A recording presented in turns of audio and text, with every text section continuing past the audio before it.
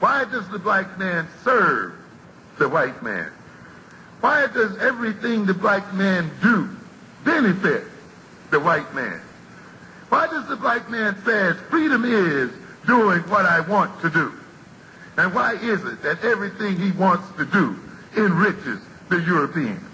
Welcome to the desert of the real. Oh, peace and love, brothers. How y'all doing? Peace. Good, how you doing? This is Brother Dawud. Yes, sir. Yes, sir. Oh, what's up, Minister? Dawud. Brother, how's everything going? It's good. It's good. Hey, I'm just coming into the conversation, and I'm hearing what y'all saying. I would like to add. I think that, and I don't know if you brothers talked about this, so forgive me if I rehash what I'm getting ready to say. But we were getting into this heated discussion yesterday about this picture on Facebook with this dude that's supposed to be conscious in one picture, and then in the second picture he's got on his McDonald's uniform. Did we talk about that yet? No. No, we haven't. Okay, so I see that people got on my case about this, and they're saying, oh, well, at least he's working, and, you know, you shouldn't do anything like that because you're knocking a brother. This is my problem with that kind of bullshit. My problem is that here this brother is spending all of his time studying Kemet, studying ancient Egypt, studying Africa, and at the same time when he, you know, all his free time and his work time is being spent at McDonald's shoveling fries and handing out hamburgers. And my problem is, if we're going to say, well, some people are rich and some people are not, and some people got money and some people are not, we have not done anything to make it so that this brother don't have to do that this brother could devote his free time to studying whatever he wants to, but his daytime job is work with dignity. And I think you're absolutely right.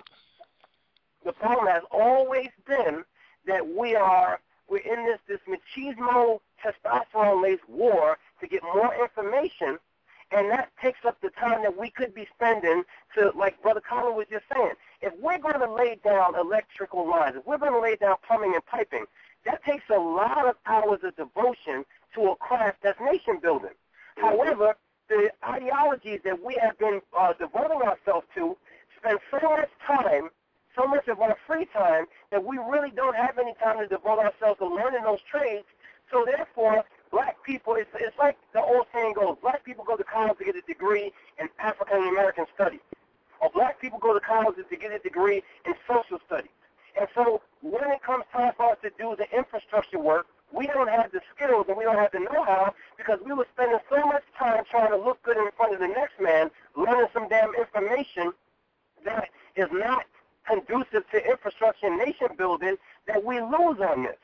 And my standpoint is that, yes, we're living in a world of racism and white supremacy, but we do have one thing we all have that the white man can't take from us is we have time. And if we're intelligent enough to study Egypt, Islam, Mecca, Medina, Kemet, or whatever, how come we are not really spending time studying the infrastructure, trades, and skills that we need to take over the community like we said we want to?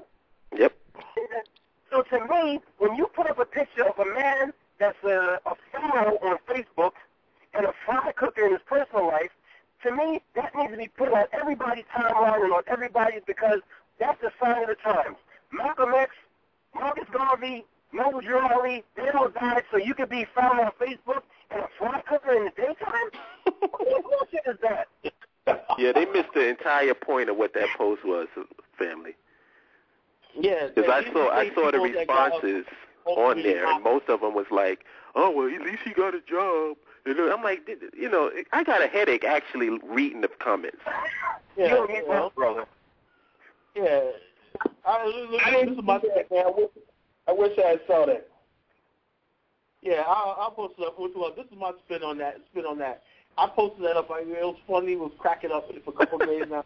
And anyway, the whole thing is like, when I first saw that, I was on the floor. I had to get off the floor. I was laughing so hard, you know. I was joking.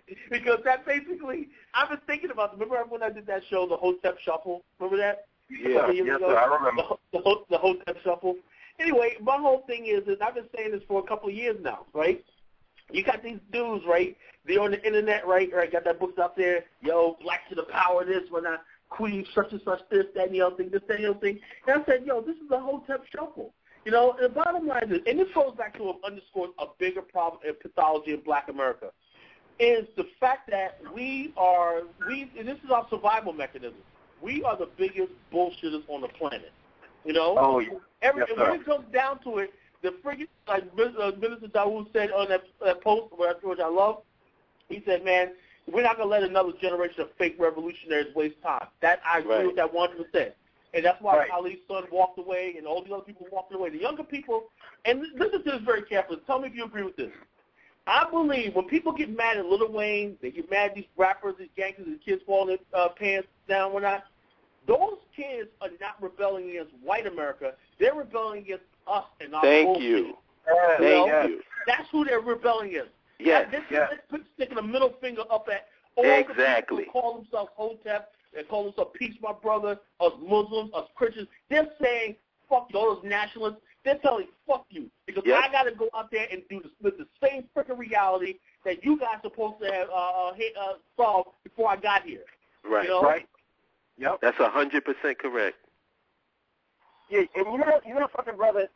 I've been recently I've been reading a lot of different books about African women in revolution, African men in revolution, and what they all say is the biggest problem was not the revolution.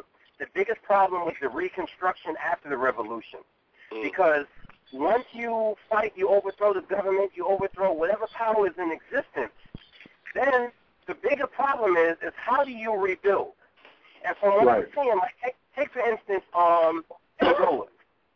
They talked about, and I hope I'm correct here because there's a whole bunch of different countries that I study, but they talked about how when they drove the Portuguese out, before the Portuguese left, they destroyed all of the machinery, they destroyed all of the infrastructure and stuff like that, so that you had to start at square one.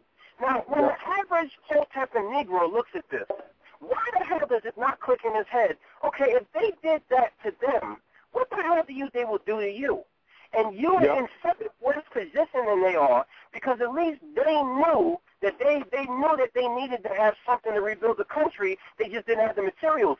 You don't even have them. You don't even know how to build something, because all you know how to do is fight against the system. You don't know how to fight against the system. And I think that when we have shows like this, Black African Infrastructure Organization and stuff like that, we're driving the main idea in the people's head. Yo, you have to prepare yourself to be part of the reconstruction. Stop looking at the revolution.